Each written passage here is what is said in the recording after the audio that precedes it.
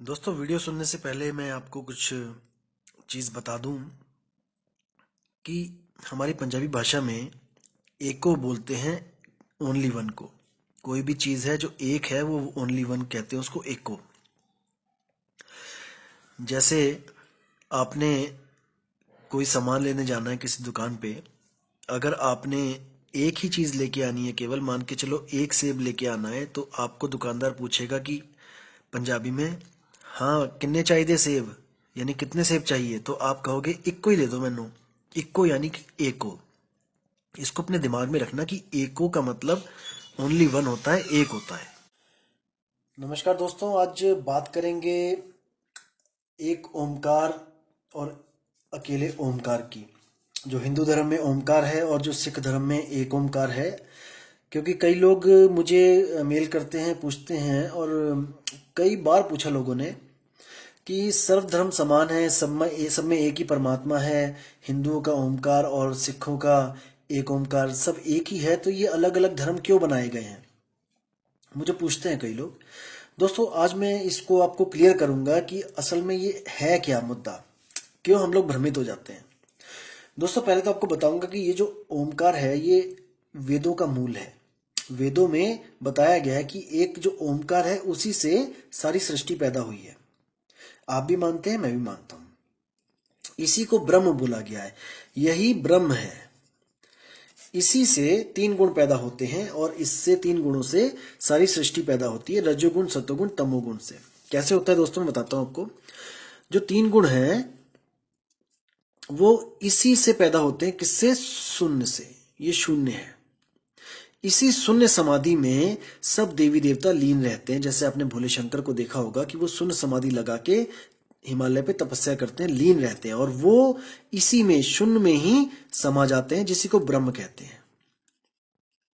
वो ब्रह्म ज्ञानी है और वो ब्रह्म में समा जाते हैं, और दोबारा सृष्टि पैदा होनी होती है, फिर ब्रह्म से प्रकट होते हैं, और फिर इस तीन लोक को, जो अपना ये तीन लोक है, इसको फिर सृजन करते हैं, और फिर इसका जब विनाश होता है तो वो फिर समा जाते हैं ब्रह्म में। यानी कि तीन देव जो हैं वो ब्रह्म से ही निकलते हैं, और सारी सृष्टि जब खत्म हो जाती है, सृष्टि बनाते हैं, जब सृष्टि खत्म हो जाती है तो ब्रह्म में ही समा जाते हैं। यही उनका हमेशा जो होता है चलता रहता है, ये वाला सिस्टम।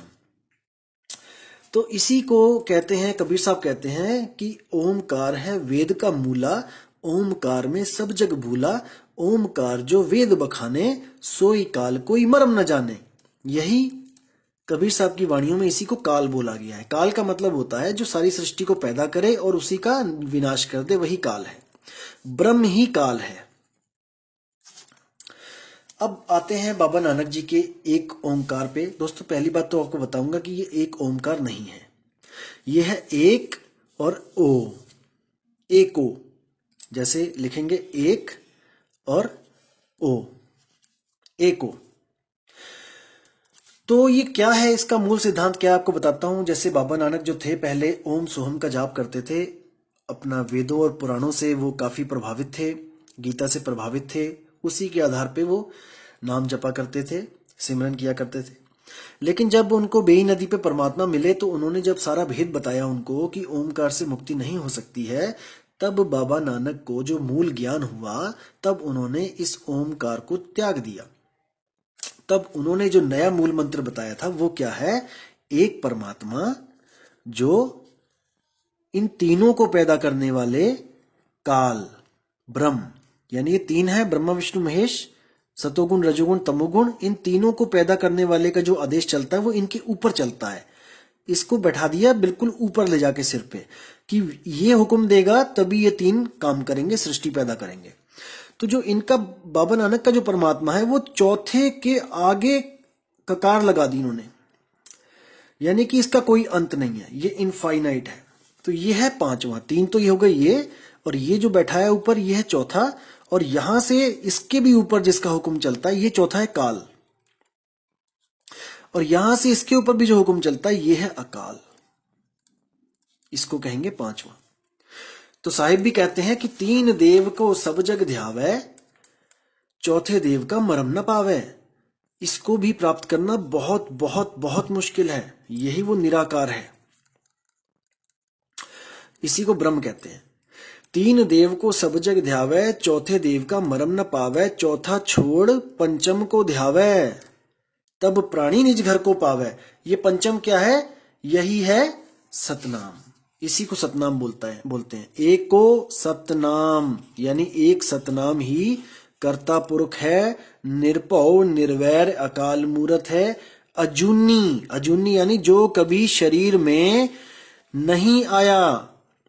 सब दुनिया उसको शरीरों के अंदर ढूंढ रही है कि परमात्मा शरीर में रहता है। परमात्मा शरीर में नहीं है भाई, शरीर में तो जीवात्मा है।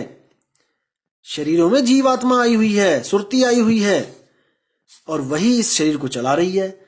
लेकिन सब लोग क्या कर रहे हैं? उस अजूनी परमात्मा को शरीर के अंदर ढूंढ रहे हैं। यही सबसे बड़ा भ्रम है। कोई बाहर ढूंढ रहा है, कोई बाहर ढूंढ रहा है, कोई अंदर ढूंढ रहा है, लेकिन वो बाहर और अंदर दोनों से न्यारा है। वो खास जो स्थान है वो गुरु के द्वारा पता लगता है, और तब सिमरन शुरू होता है। तो इसको समझना है दोस्तों, क्योंकि ये मूल ज्ञान है।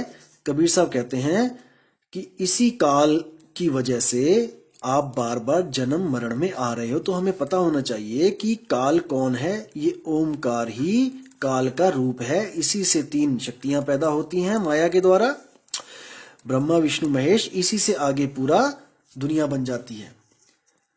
तो दोस्तों समझना है इसको, और इससे पार चले जाना है। तो उम्मीद करता हूं दोस्तों कि आपको ये ज्ञान समझ में आ गया होगा, और आगे से आप भ्रमित नहीं होंगे कि एक ओ और एक ओ और ओमकार में समानता है। बिल्कुल नहीं है दोस्तों, वरना बाबा नानक को अलग से कोई पंथ चलाने की जरूरत ही नहीं थी। ओमकार तो युगों युगों से चलता ही आ रहा है, कोई दिक्कत ही नहीं थी। फिर तो कोई भी दिक्कत नहीं थी। लेकिन फिर भी उन्होंने घूम घूम के देखो पूरे वर्ल्ड में कहां कहां पर वो गए, केवल इस पांचवें को ध्याने के लिए, कि लोगों को पता लगे कि पांचवें को ध्याना है, इसका प्रचार करने के लिए। तो दोस्तों विदा चाहूंगा मैं। जय गुरु बंदी छोड़ कबीर साहिब, जय गुरु बंदी छोड़ मदन साहिब, जय जय गुरु बंदी छोड़ वैराग साहिब जी की सदा ही जय हो। साहिब बंदगी सतनाम।